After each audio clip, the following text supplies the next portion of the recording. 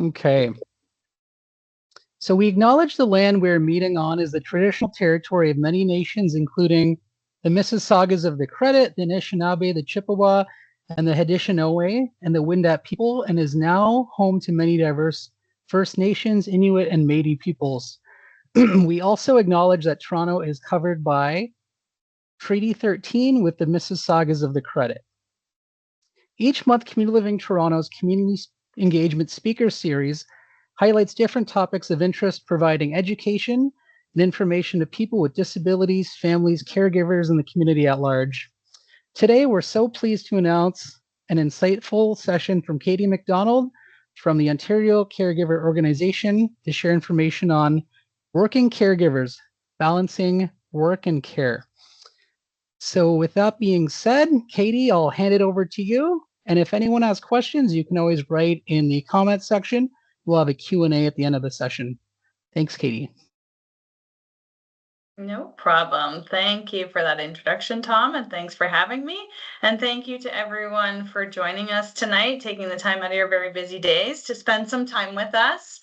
Tom, I was just thinking that just to build on what you were saying about questions, let's use the chat box for questions that people have that might come up. But also we can pause, stop the recording closer to the end, and then people can ask questions off camera if they feel more comfortable with that. I want to respect that some people will feel a little bit more comfortable being, especially when it comes to questions about workplace and whatnot, that we might want a little more intimacy around that. So, sound good? Does that sound good with everyone? Okay. And Maria, I love your background there. Actually, and Colleen, we've got so few people who are on camera. Feel free to come on camera or stay off camera if you're more comfortable with that. But I love the backgrounds that are showing up today. It's making it feel a little bit more like spring, even though it was just snowing yesterday. So I'm going to share my screen and do a little introduction to myself, and then we'll dive into the content for today, and then I'd like to leave time at the end for questions, and hopefully I have answers for you. So yes, we're here. We're going to talk a little bit about balancing work and care, and we know that in Ontario, the statistics in Ontario are that 67% of caregivers in the province are also working while providing care. So it's a large number, and we know it's a growing number. Right now, 1 in 4 Canadians is a caregiver, and that number is expected to go up to 1 in 2 in the coming 5 years.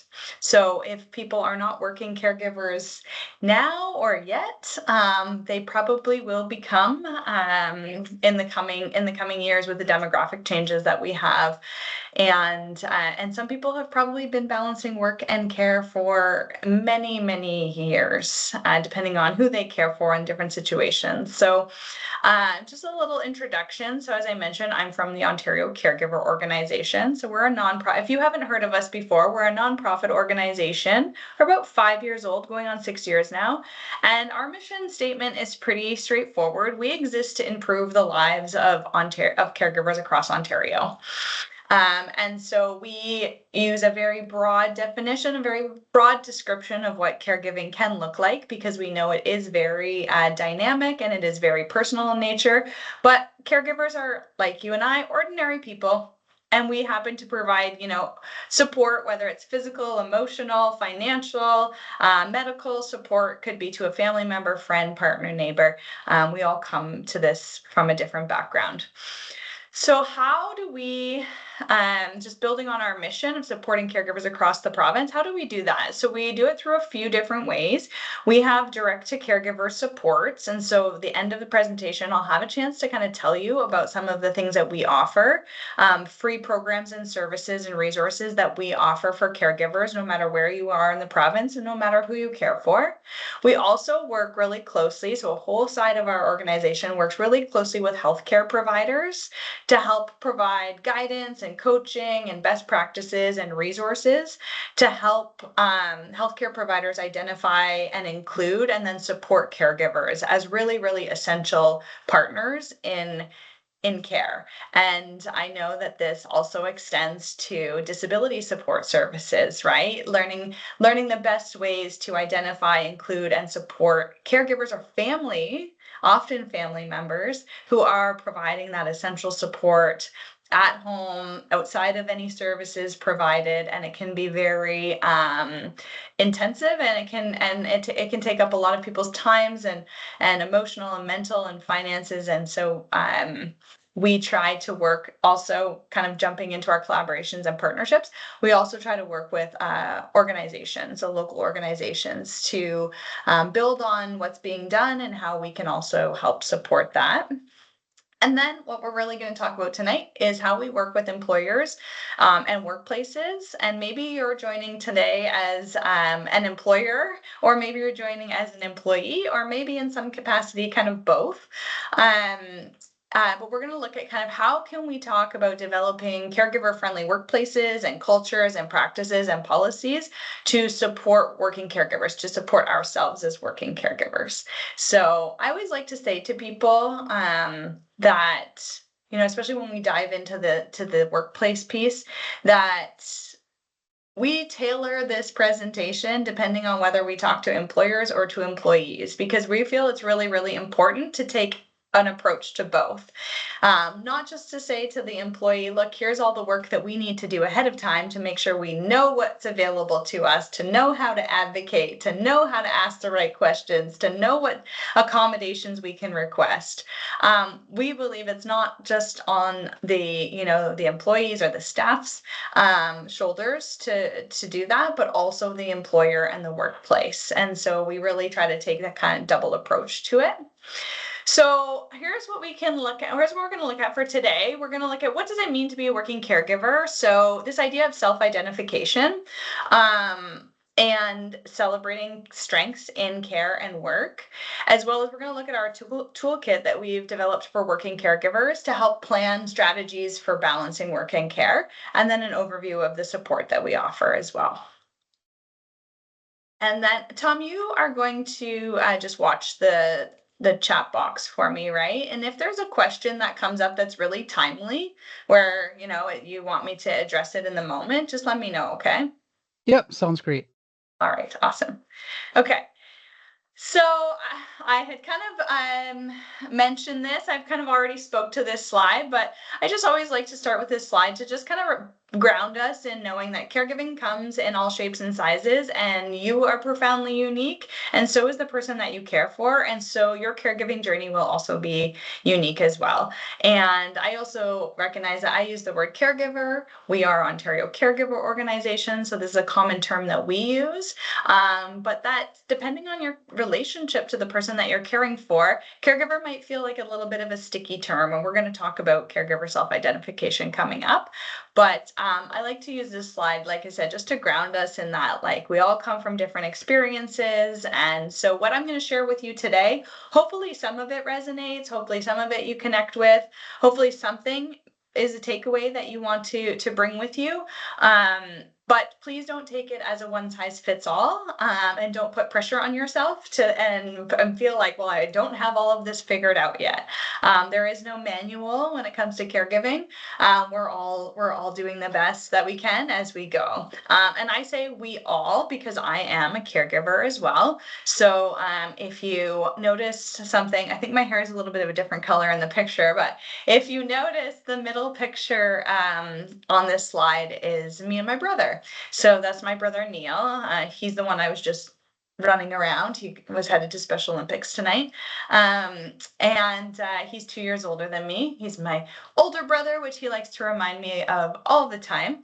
And so my brother and I, over the last couple of years, being the younger sibling, I have kind of grown up being a caregiver, but didn't really identify as a caregiver until I turned, I'm like my 30, I think, maybe.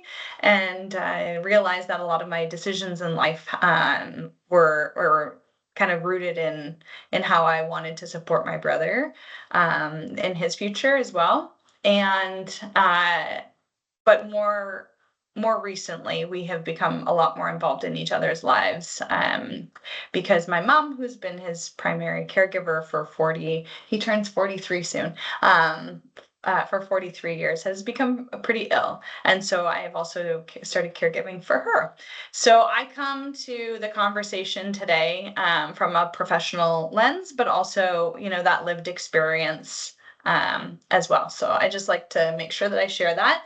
And throughout the presentation, I might reference it just to share what my experience has been, or something that has or has not worked for me, and or things that have happened that have been meaningful or helpful or not. So I just like to make sure that I kind of let you know. I always say I wish I could be inviting you to a very exclusive club, like welcome to the very exclusive caregiver club where there's only a few of us. But it's not the case. We have 4 million and growing number of caregivers in Ontario.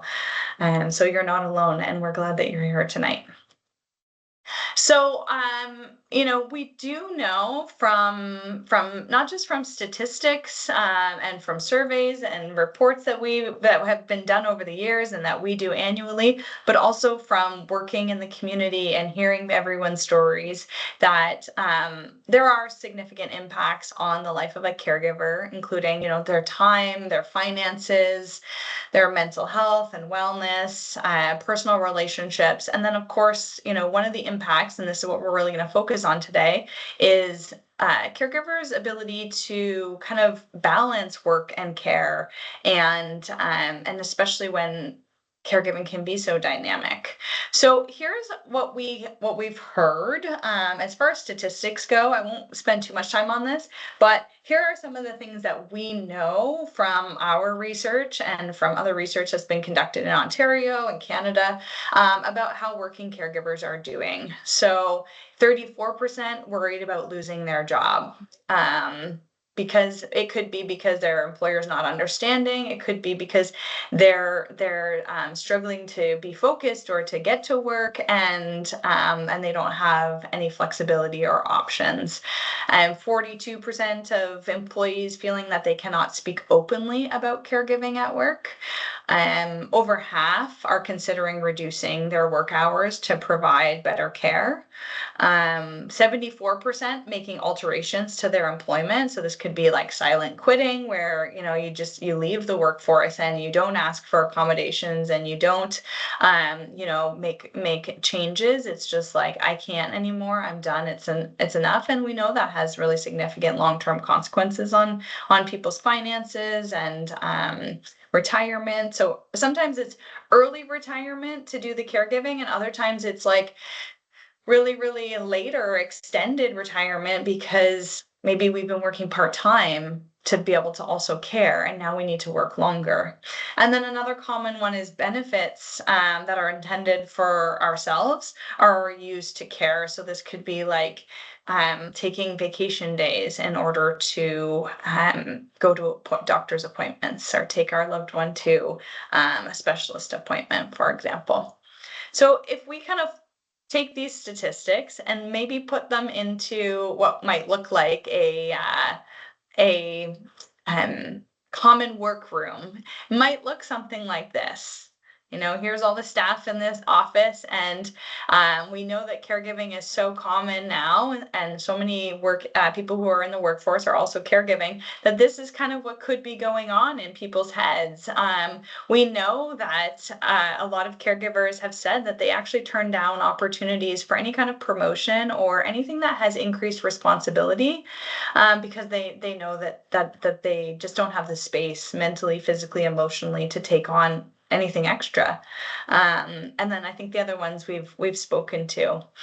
And I like this image because I think it can represent what's going on. Sometimes we feel like what's going on inside of our head, and that we can feel really lonely, and like we feel like we might be the only ones who are experiencing that. But when we actually, break it up into statistics and the number of caregivers, there's probably a lot more colleagues around us that are also, struggling in their own way with balancing work and care that we don't necessarily know about, because self-identifying as a caregiver in general is such a personal process, as well as in the workplace, it's even more nuanced. So we're going to talk about that next. So just before I do that, I'm wondering if there's any questions or anything. I lost my screen, so I'm going to just try to make sure I can see everyone again. Okay, there we go. So there was a question from Nadine who's asking how the Ontario Caregiver Organization is funded, if it's funded by the Ontario government, or how it's funded. Yes, so we're funded by the Ministry of Health. Super. And Yeah. then does the Ontario Caregiver Organization include both paid and unpaid caregivers in the definition of caregiving? That's a good question. We focus only on unpaid caregivers. So that is what we are funded for, is to support unpaid caregivers, neighbors, friends, spouses, siblings. Our kind of federal, the federal, and I won't call them our counterpart because they're privately funded. They're not funded by the government, but the federal body who kind of represents caregiving, so the Canadian Centre for Caregiving Excellence, part of their supports and part of the work that they're trying to do on the policy end is for paid caregivers. So if that's something that I forget who asked the question, but if that's something that you're interested in learning more about, I would certainly point you towards the Canadian Centre for Caregiving Excellence as a resource for that. Yeah.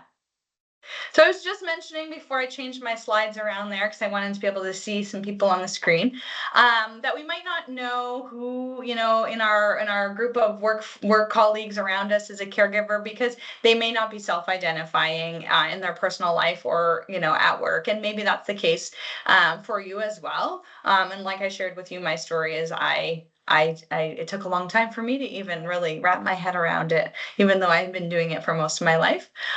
So we're just going to talk a little bit about what are some of the benefits, and then what might be some of the barriers specifically in the workplace, because I want you to understand that you're not alone if you're feeling this way. So benefits to really, so I always say, like, I'm a sister, I'm a daughter. I'm always going to identify as those things because those relationships are important to me. But I have also learned that there is benefit and advocacy and important. I can ask and look into certain supports and access certain things for myself when I see myself through the caregiving lens.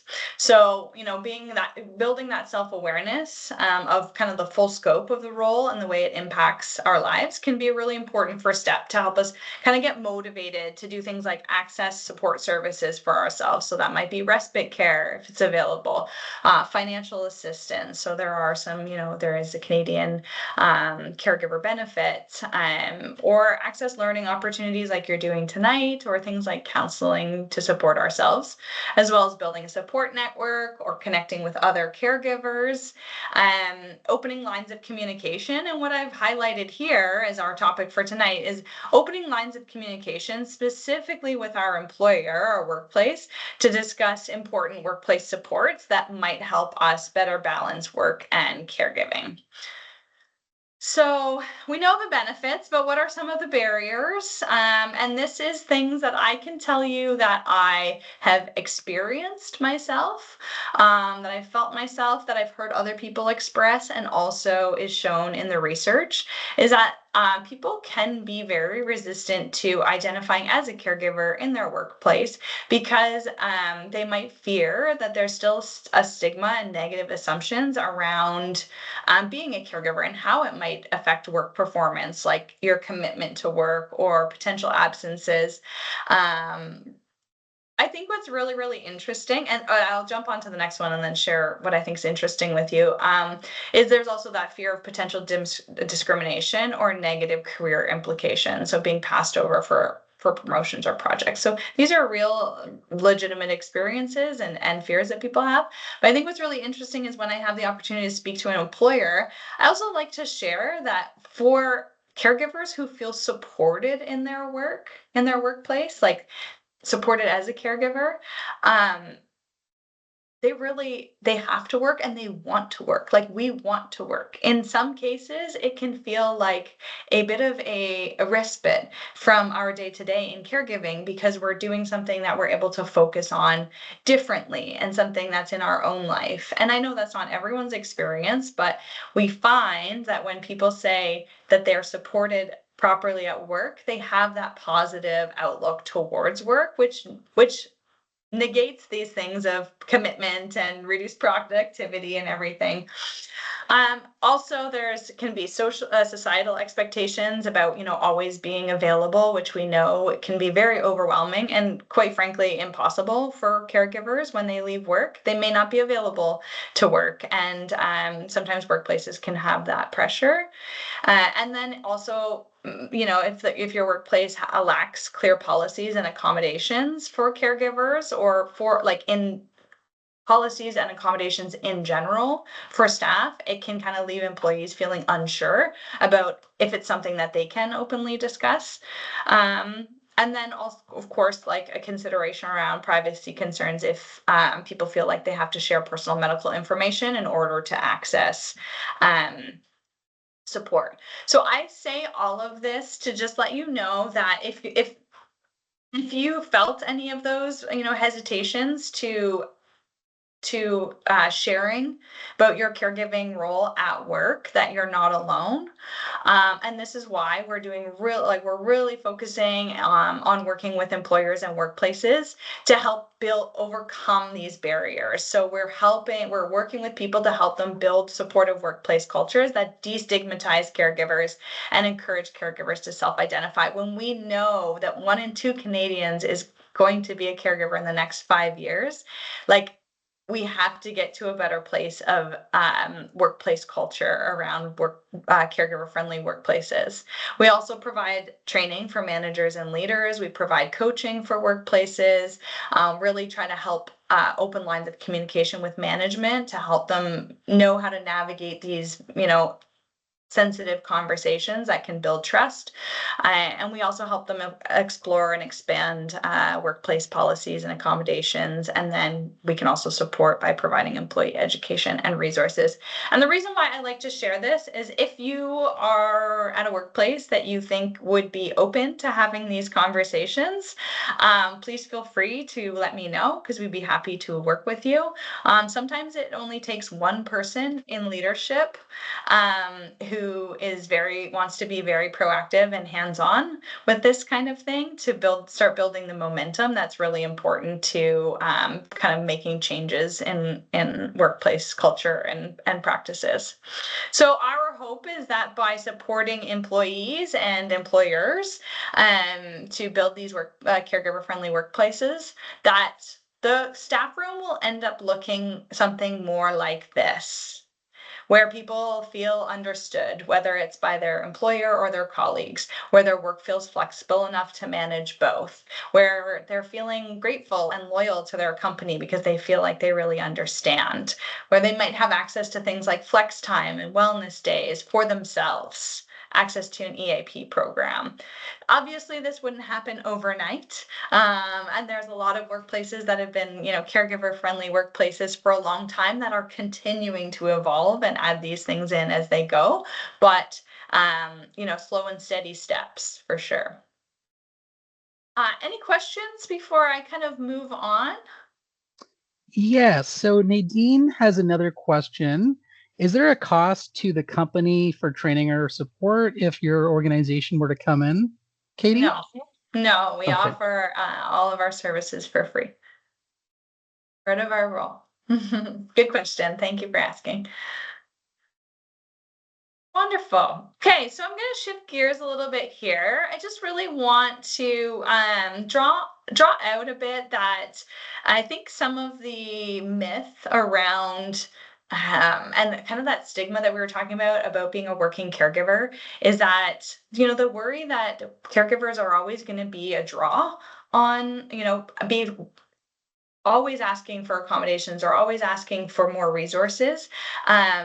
But I think it's really important to make sure that we are busting that myth and saying that. So, again, like I said before, supported caregivers are some of the most loyal, the most committed, the most productive staff when they are supported properly. And as well, I think we need to get really loud about celebrating and making it aware what skills we bring to the workforce because of our caregiving experiences. So I love this quote from a working caregiver that life experience of caregiving teaches us about resilience, which makes us great at adapting in work situations. We also learn how to be flexible and have good judgment because caregiving provides us with a level of perspective, insight, and wisdom that workplaces often seek in their employees.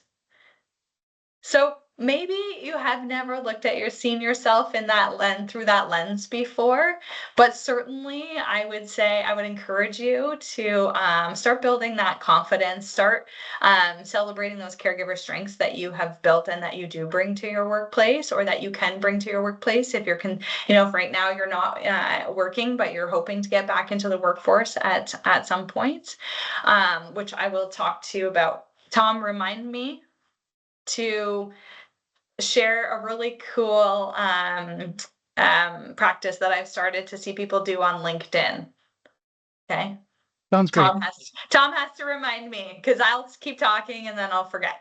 Um, and so this is just another one, and I love this. I love this image, and this it was created by a mom of a child who has a lot of medical complexities. A mom who's had to make so many alterations to her employment and has often had to leave the workforce or take leaves, and now she's working on kind of building her own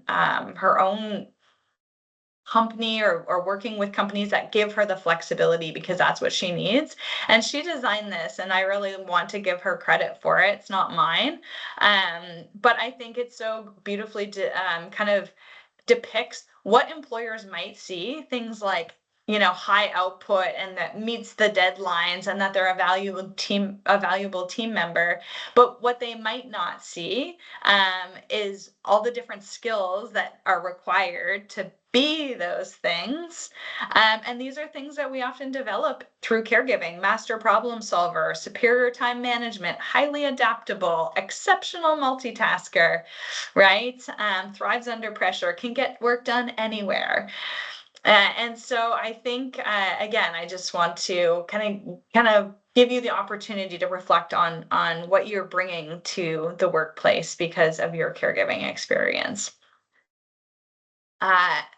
Okay, I am going to actually. I think I'm going to share. I think I'm going to share with you my practice that I wanted Tom to remind me about. I'm going to share it with you now, and I think it goes well with this part.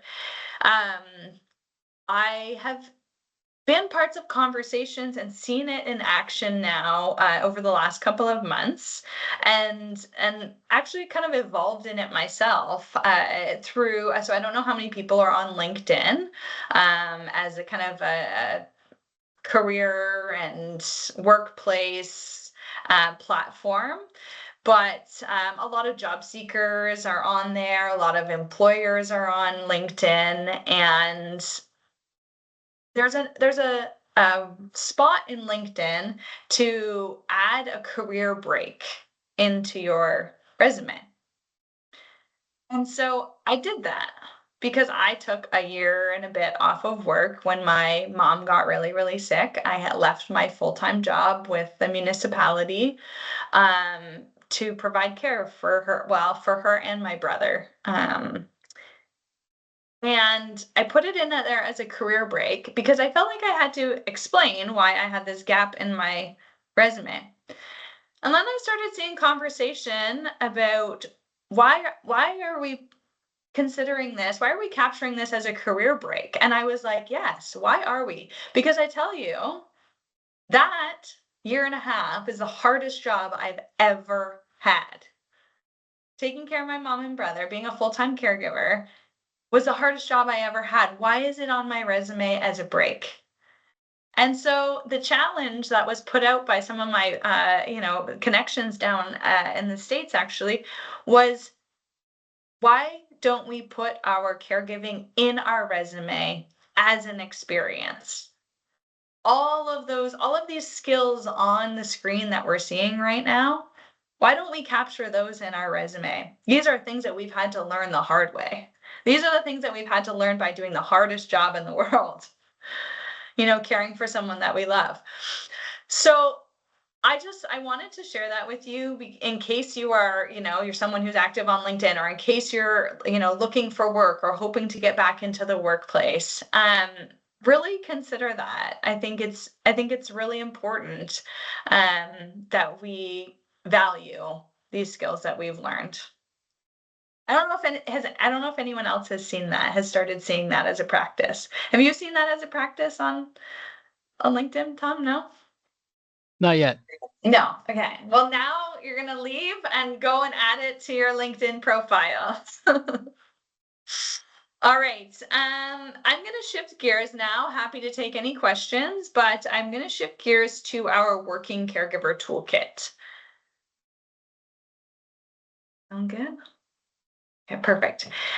So this is a toolkit that we designed in collaboration with Canadian Mental Health Association, and it's available on our website. Maybe I can't remember if I sent it to you, Tom, or if you want to do a quick Google of it, maybe you can put it into the chat so people can access the electronic version. I'm also happy to send out hard copies if people would like them for their workplace or just for themselves. But its toolkit is a nice, it's broken into 3 different sections. We have one, I'm just going to flip back. This one is for working caregivers. We also have one for employers as well. Kind of walks them through similar steps, but from an employer lens and how they can support working caregivers in their workplace. So the one that we're talking about tonight, it's kind of broken up into these 3 different sections. The one that I really want to focus on with you tonight is making it work at work, and some of the strategies and tools and templates that we've developed in collaboration with working caregivers, with employers, that can kind of help give you a bit of a blueprint or a bit of a guide or a bit of a template if you are hoping to start maybe having conversations at your work with your manager, or or with HR about kind of what might be available to you as far as accommodations and flexibility and options for balancing work and care.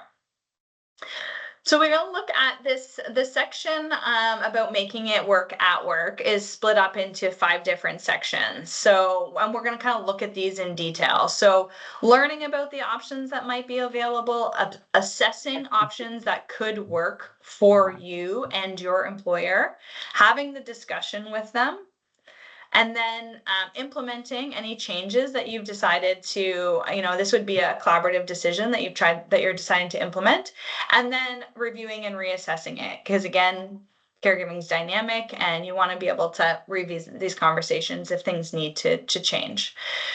So as far as learning what resources and supports are available at work, and kind of broadly as well. So this is where I will kind of reiterate what I said at the beginning, where I totally can empathize that it might not feel fair that some of the onus is on the employee to learn this, and come to the employer, to the workplace, with this knowledge and with these suggestions.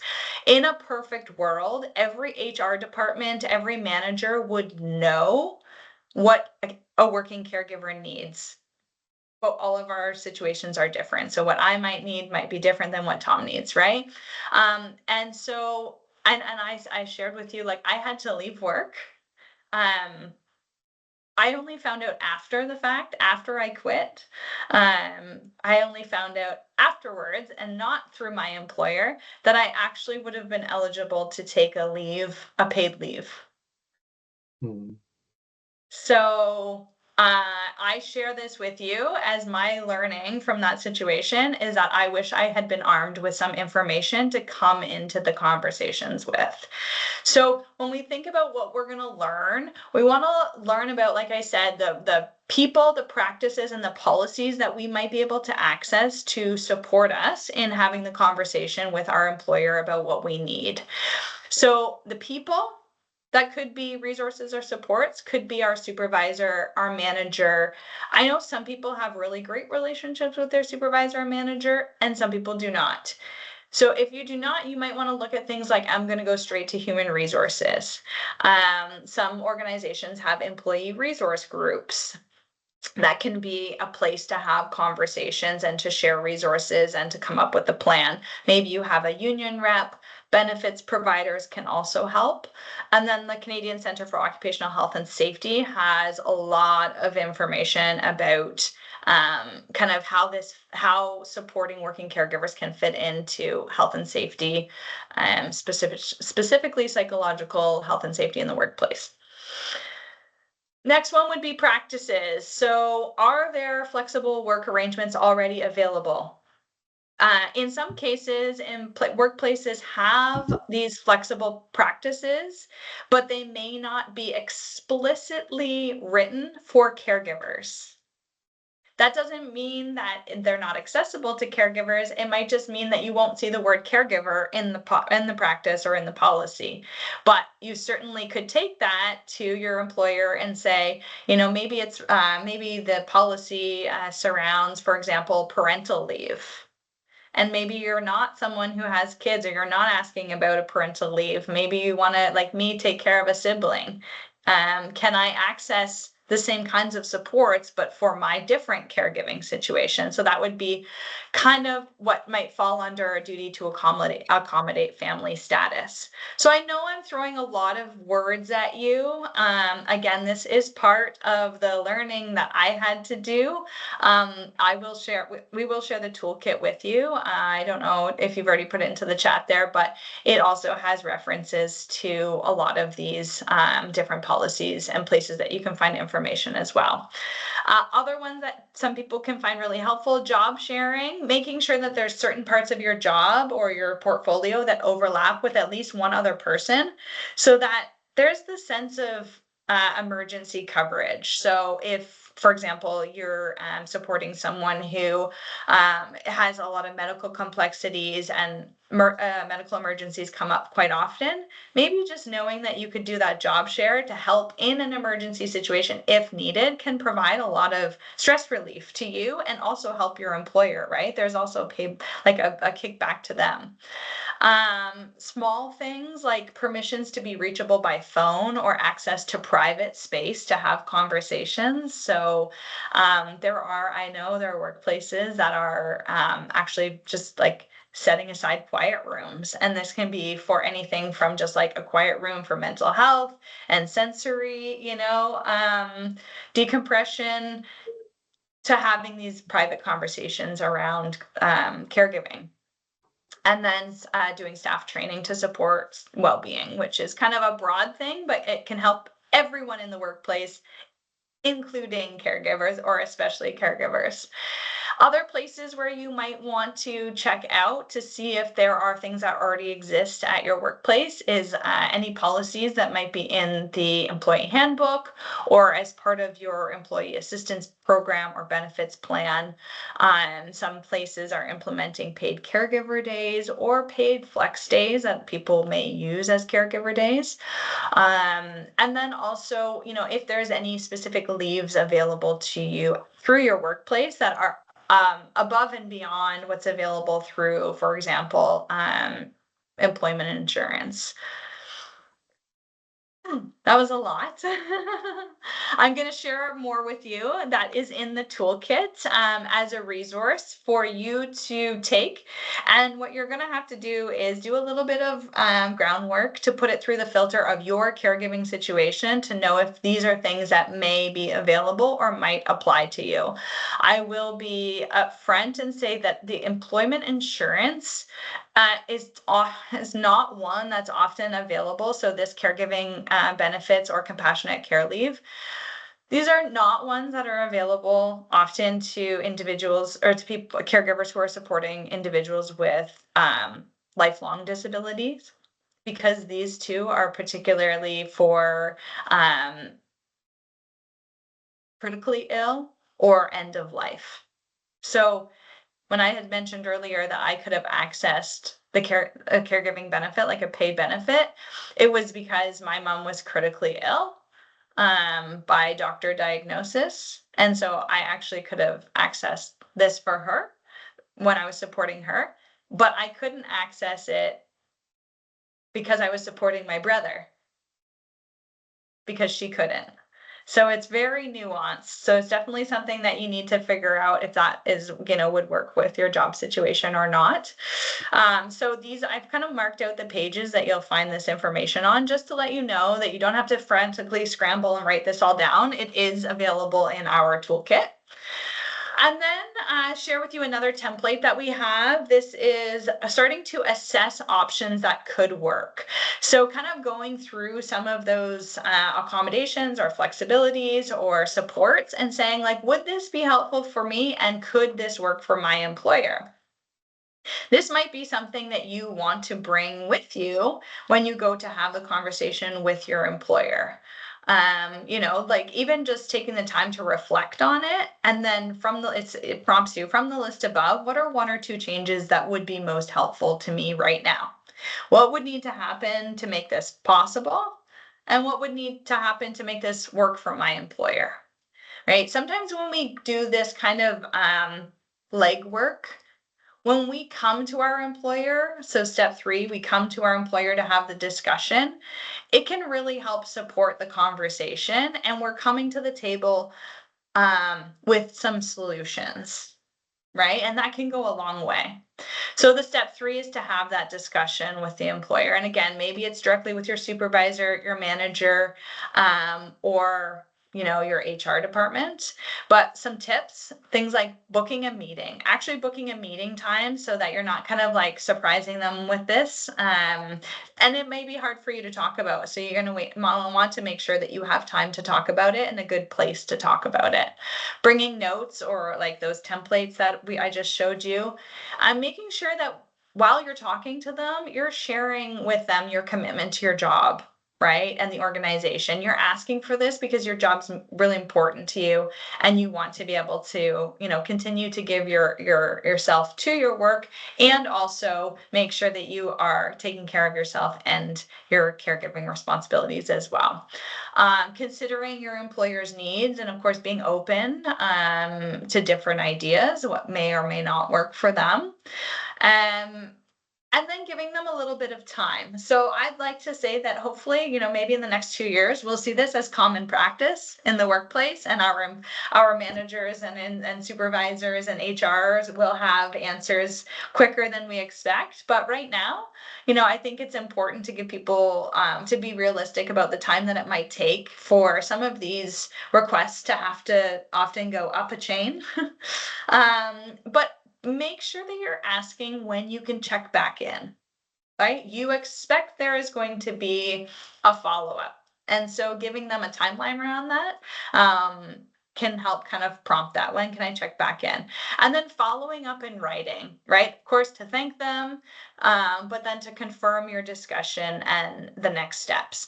And so this is a great practice. It also might be requested by your manager to make sure that they have it in writing and that they're understanding your needs.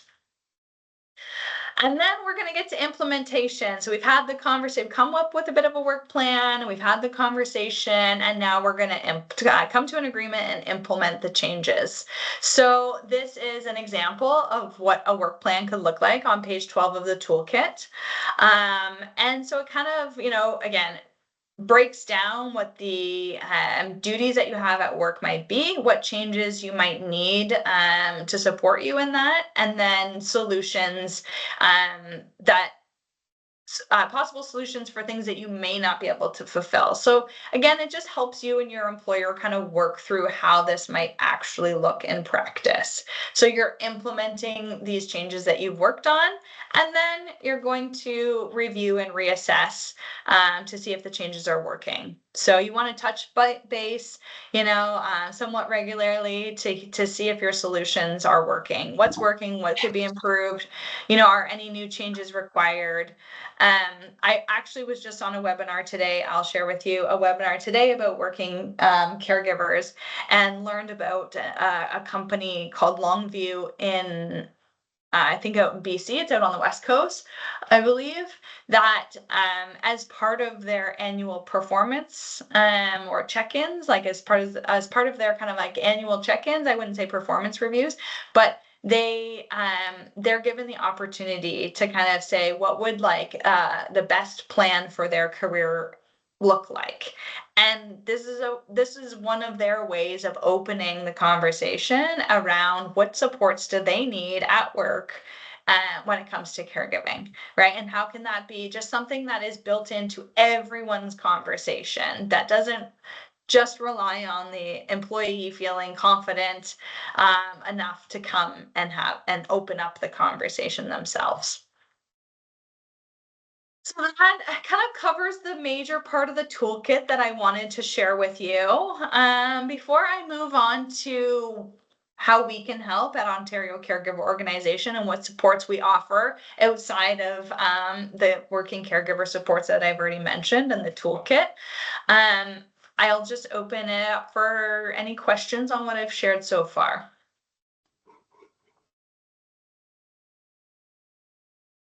Hi, can I ask a question? Yeah. Okay, great. It's Nadine.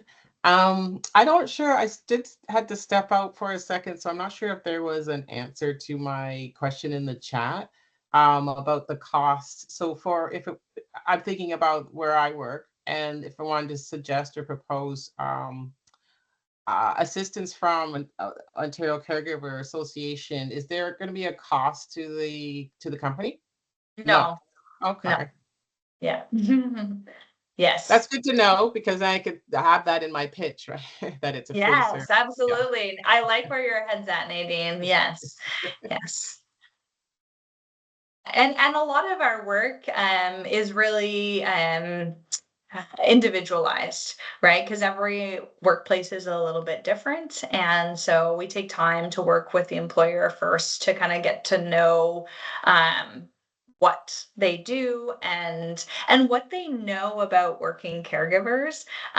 It is shocking and sad that most employers don't know how many working caregivers they have. Right. I mean, part of that's the self identification piece that we started with. And the other part of it is asking the question in the first place. But it's really hard to know what kinds of things you can offer for supports for your staff if you don't know how many people there are and what their needs might be. So, we often guide workplaces to help them develop a bit of like an anonymous survey to find out Mm, who are who are working caregivers in their business or their company or their organization, and what would they hope for from an employer. Yes, thank you for your well, question. and my second comment then is also about another topic that you touched on with the different opportunities for like paid leave, for example. And yeah, I understand about that there's some strict, I guess, guidelines of who qualifies for that. And those of us who are supporting a person with a lifelong disability don't necessarily fall in there. What would be great is if there was, because our loved ones do go into crisis, right? Yep. Where it needs to be all hands on deck, and it would be great if there was that opportunity to get a paid leave during times of crisis. But so you haven't heard about anything about anybody being sort of allowed in that situation, right? Um, I've heard like individual employers who have like a family emergency leave, and Mm, they've built that in. It's not a requirement. It's not like it's not a federal program or like an employment standard. It's not part of the Employment Standard Act, but certainly companies that are kind of ahead of the curve and are starting to offer things like family emergency leaves. It's not impossible. It's not we've seen it done before, and with great success, right? And a lot of the times, like my presentation will change depending on whether I'm talking to workplaces or to employees. And often when I talk to workplaces, I'm talking about the return on investment to them for offering caregiver supports. So offering something like a paid family emergency leave can save them in the long run when it comes to long-term or short-term disability claims. Because sometimes we end up having to take those routes that can be even more costly to the employer. Yeah, so Yes. and I hear you, and it's hard, right? Because crises are often it's hard. You can't plan for them. Right. And then sometimes it might mean, it might not be over in, 24 hours. Like it could be, a month, 2 months. So until you can get that person, sufficiently supported and stabilized and those kinds of things. Yeah. And get Yeah. through the crisis. Yeah. Mhm. Yeah. Yeah. So, there is some really interesting work being done. And I will say this is a really interesting time to be talking about working caregivers because we have two things happening at once. We have like if we think about like even like a countrywide globally we were hearing about work shortages and staff shortages and workforce issues and everything. And we have, aging demographic. So we have a lot of caregivers who are supporting children as well as aging parents. And so we have these kind of two things happening at the same time. And so there's been a lot of movement around supporting working caregivers because it's like it's imperative when you have one and two people in your workforce who are caregiving, right? So it's a good incentive for employers to kind of get ahead of the curve. I see another hand up.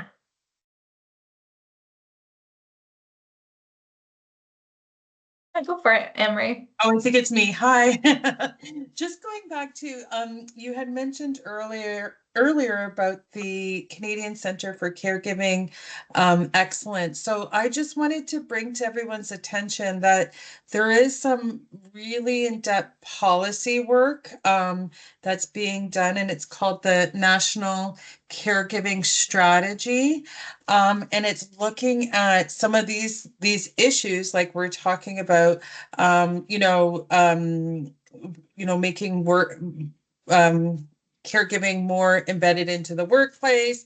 There's a number of other financial pieces to it. I put the link in the chat, but I really encourage everyone to go in, read the strategy, especially right now the federal government. I'm not going to get political, but the federal government has made some promises connected to the strategy. So if you're interested in talking to folks that are knocking on your door right now, it's a really good time to highlight the need for a caregiving strategy and to support caregivers, paid and unpaid, in Canada. So there's the link in the chat. There's also an opportunity on that link to lend your voice to this piece. So again, I just encourage folks to take a look at that. All my friends at CCCE would be so happy for to have heard your share there, Anne Marie. Thank you for Yeah. that. Yeah, I Yeah. actually have to admit I sit on their advisory board, so I'm a little connected. But yeah, definitely there's some really great work happening there. So yeah, so there's lots Absolutely. of And they have, I'll build on what you said, just because you brought it up, but I'm not getting political, is they actually have a really cool platform that they've built into the website where it's called Act on Care.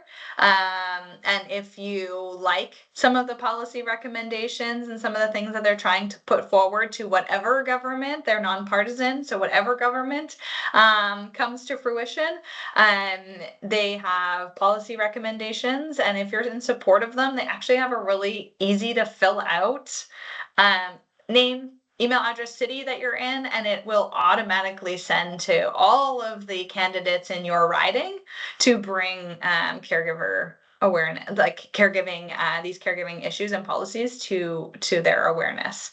So they make it super easy if that's something that you're passionate about, just lending your voice to, as Anne Marie said. So thank you. Thank you for that plug. Wonderful. Okay, with the last 5 minutes, I'm just going to let you know what we can offer as far as ongoing support, related and unrelated to, you know, specifically support in your workplace. But just if you connect kind of with what Ontario Caregiver Organization stands for and offers, and you feel like this might be a place where you want to come back to get any other support, we are here for you. First thing I just want to mention, we do a lot of work developing caregiver education, which I know sounds like, oh my gosh, like I am educated out. Like, let's be honest, there is caregiver burnout and fatigue, there is caregiver compassion fatigue, there is caregiver decision fatigue, and I say there is caregiver learning fatigue, and we don't want to learn anymore. It's like we're learning all the time. But I will say that some of the topics that we provide information and education on can be applicable to caregivers of all backgrounds, including things like financial planning and legal planning and everything when it comes to caring for someone. And we have a variety of different ways that we do it. So if this webinar format is something that you like, we offer monthly webinars. The next one we have coming up, I think it's this week. I think it's on Thursday. It's on anger and frustration, which admittedly are caregiver emotions that I feel, and emotions in general that I feel, but sometimes specifically about my caregiving responsibilities. And there's over 700 people registered for that webinar alone, which has like doubled what we normally get. So we know that this is a very common, a very need to talk about kind of topic. So that's just an example of something that we offer that can really apply to any kind of caregiver, right? Regardless of the background. We also have 5 seasons of podcasts if you like listening to information. We have other toolkits and guides like I just walked you through. And we also have our monthly newsletter. So I say, if you like what you've seen from our organization and you're not ready to jump in right now, but you want to stay connected to us, I will make sure that Tom gets the link to our newsletter in a follow-up email, and it's just monthly, but it'll keep you updated on, what we're doing, what we're offering as far as supports and services and education goes. So you can stay connected to us. The other one, I only have 2 minutes to cover this one, which I should have left myself more time, but we also offer a variety of free programs and services. So we have our 24/7 helpline that is available to you if you need any help navigating. I also know that organizations like Community Living Toronto also have navigation supports available through their organization.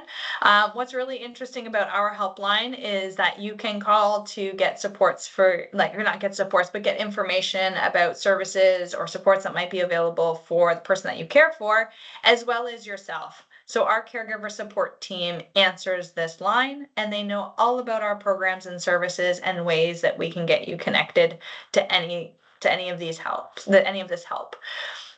So again, if you don't want to jump online and go down the rabbit hole of it trying to find any of this information, just call the helpline.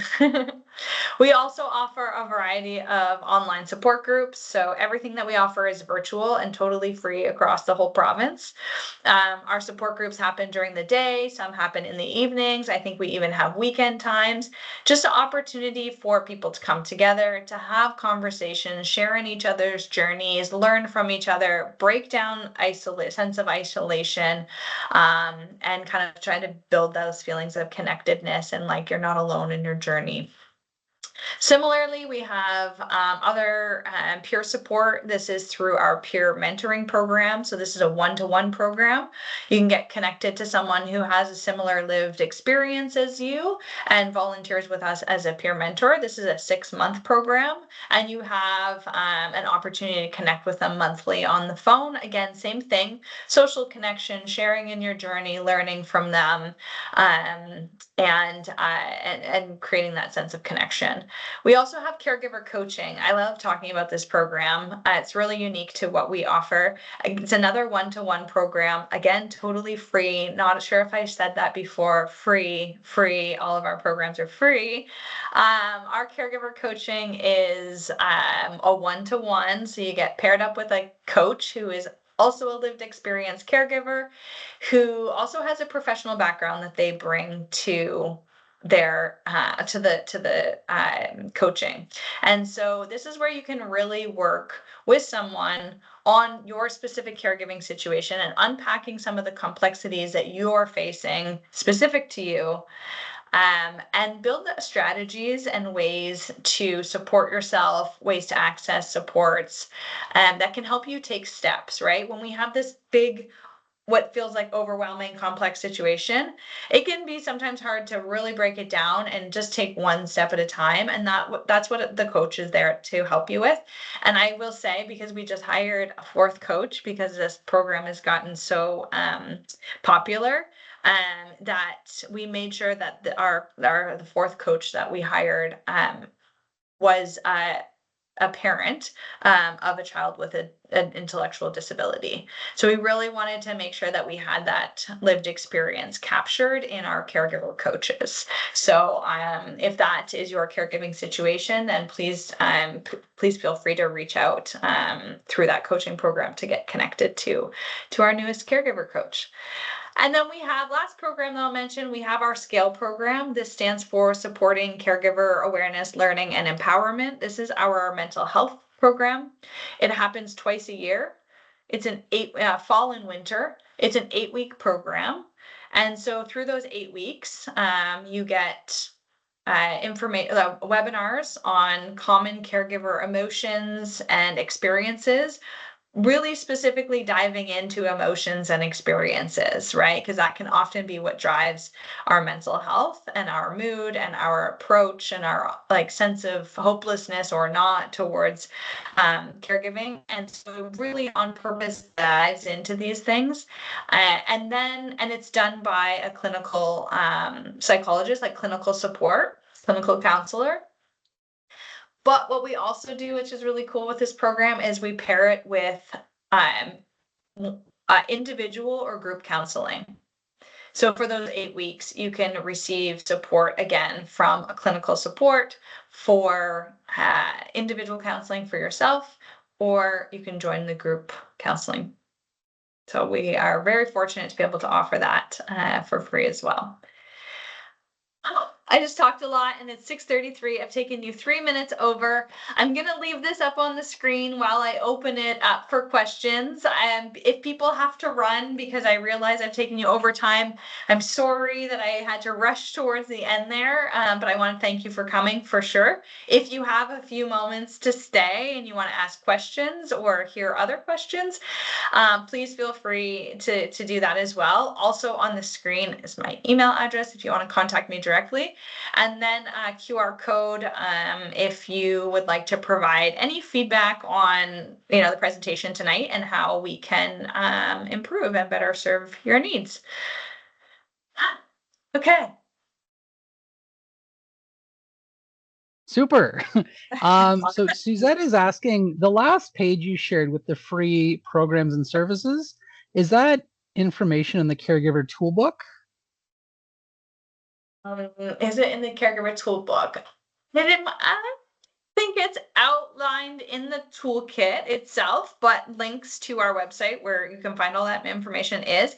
However, what I'm going to do when we get off the call is I am going to make sure that Tom has the toolkit. He can send out the one-page description that covers all those programs and links to our website for all those different programs, and then the link to the newsletter as well. So we will, I promise you, we will send all of that in a follow-up.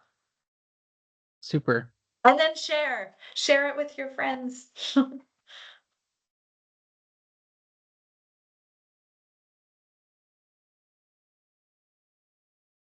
Fantastic. No other burning questions?